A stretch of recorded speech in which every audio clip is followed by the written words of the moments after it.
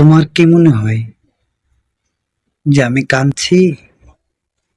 না রে, এগুলো কান্নার পানি না।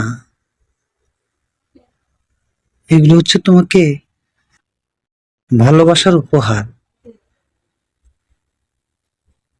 যদি কান্নার পানি হতো তাহলে এভাবে তোমাকে আমি বলতাম না। এটা হচ্ছে তোমাকে আমি ভালোবাসি, তোমাকে না পাওয়ার বেদনার পানি।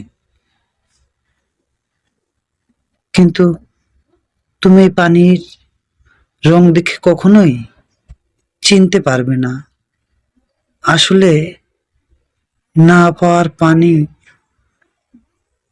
রং কেমন হয়।